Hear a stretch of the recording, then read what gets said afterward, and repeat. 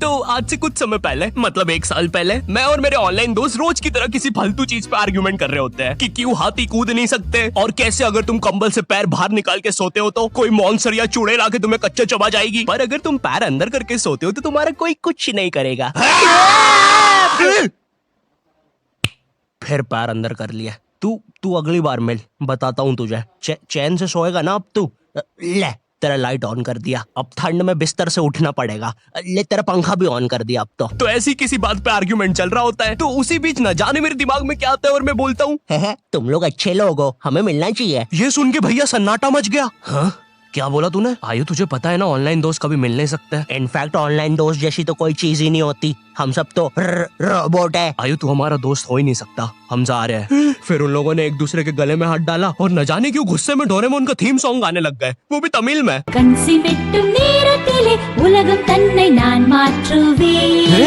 क्या? अब नहीं, ऐसा कुछ नहीं हुआ था। सॉरी गाइस, कुछ महीनों से जिंदगी थोड़ी सही नहीं चल रही है, इसलिए ऐसे जोक्स आ जाते हैं कभी कभार। खैर सरप्राइजिंगली मेरे ऑनलाइन दोस्तों ने मेरी मिलने वाली बात को सीरियसली लिया और इसी तरह हमारी Mumbai to Goa trip plan होती है, जो कि दिसंबर में थी। तो अब फास्ट फॉरवर्ड करते हैं सीधा दिसंबर तक ट्रिप का टाइम। तो अब कुछ रीजन की वजह से मुझे मुंबई प्लेन की जगह ट्रेन से जाना पड़ता है। नहीं, मैं एयरपोर्ट पर फटाका लगाता हुआ नहीं पकड़ाया था, थे कुछ रीजंस, थी कि सच में थे। तो मैं रात में ट्रेन में बैठता हूँ और सुबह में मुंबई पहुंच जाता हूँ। अब जो मुंबई पहली बार आता है ना, वो ना अलग अलग चीजों को देख के चौंकता है, जैसे वड्डी वड्डी बिल्डिंग्स, वड्डे वड्डे सुपरस्टार्स। और इधर मैं जैसे ही मुंबई के स्टेशन पे उतरा, ओ बहन की एलिवेटर स्टेशन पे, वो भी भाई साहब इसको एस्केलेटर बोलते हैं। एलिवेटर मतलब आंखों पे भरोसा ही नहीं हो रहा है। मैंने मम्मी को फोटो खींच के भेजी, मम्मी एलिवेटर, वो भी स्टेशन पे। भाई साहब एस्केलेटर होता है। देखो ये हमारे स्टेशन पे नहीं होते हैं, हमें पूरा ब्रिज पैरों से चढ़ना पड़ता है। और मेरे गांव के ब्रिज पता है बादलों में होते हैं। वो ब्रिज को इतनी ऊपर होने की जरूरत भी नहीं है, उसको किसी इंजीनियर ने भी नहीं बनाया है। ये गाँव के लोगों ने मस्ती मस्ती में उसको इतनी ऊपर तक बना के आ गए। अब वो स्टेशन का ब्रिज ना आउटर स्पेस तक पहुंच चुका है। साला कुली लेके भी जाओगे ना तो थोड़ा ऊपर जाके तुम्हारी कुली को भी कुली करना पड़ जाएगा।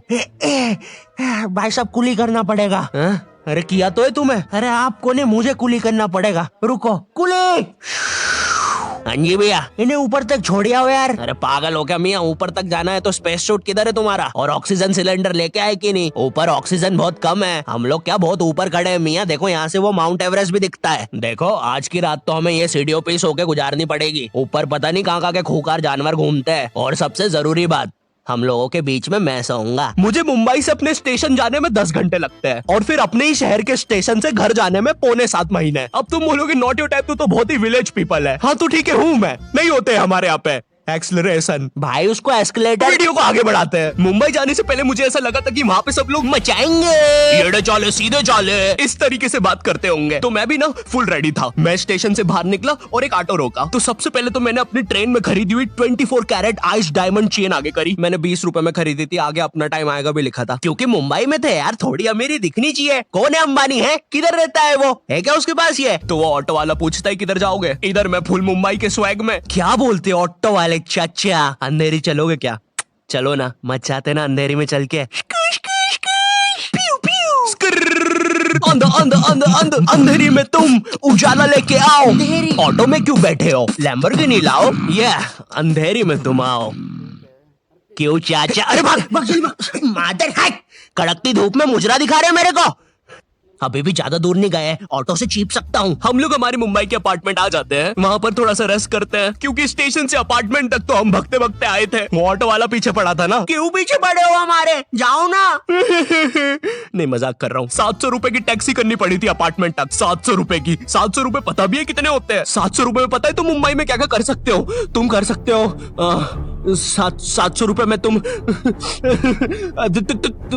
700 रुपए में वापस उसी टैक्सी में बैठ के स्टेशन जा सकते हो।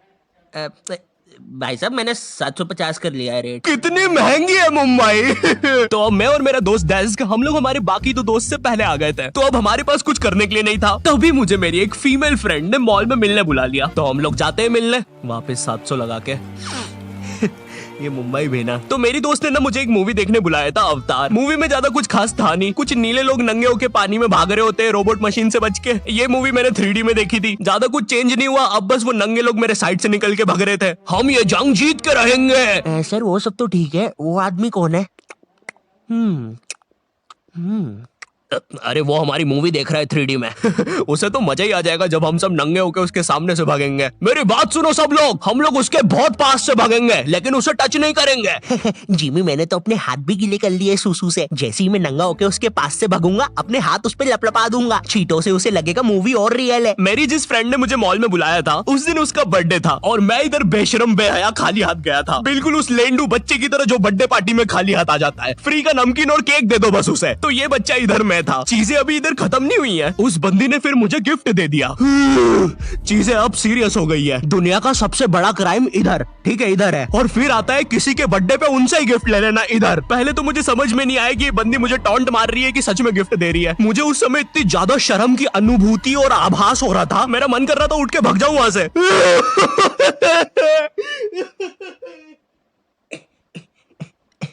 अरे वो बाहर बहुत गर्मी है ना, इसलिए मैंने सोचा स्प्राइट पी लूं आके। और पेरी पेरी फ्राइज भी मेरे फेवरेट है।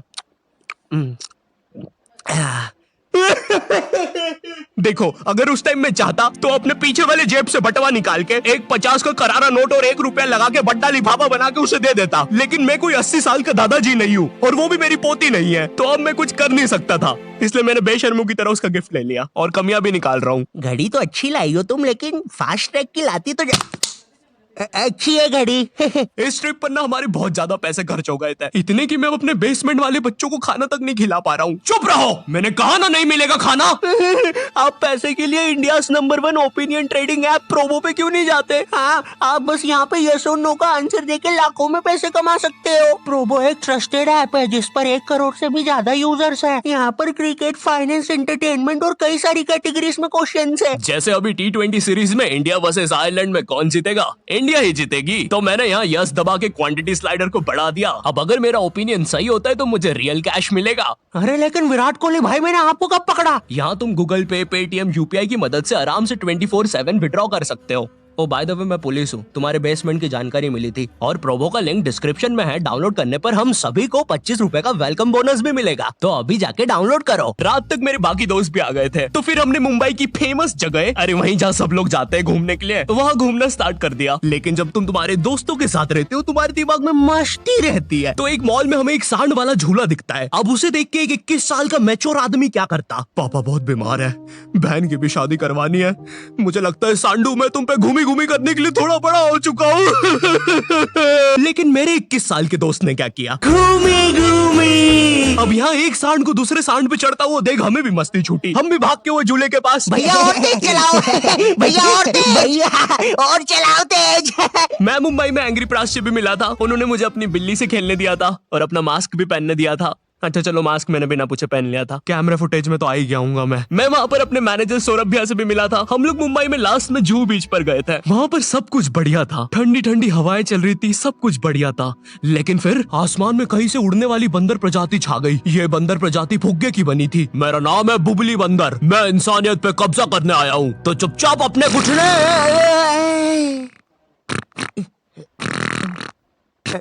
है दोस्त, क्या तुम प्लीज मेरी बूंद में हवा भर सकते हो? मुझे तुम्हारी दुनिया पे कब्जा करना है, प्लीज।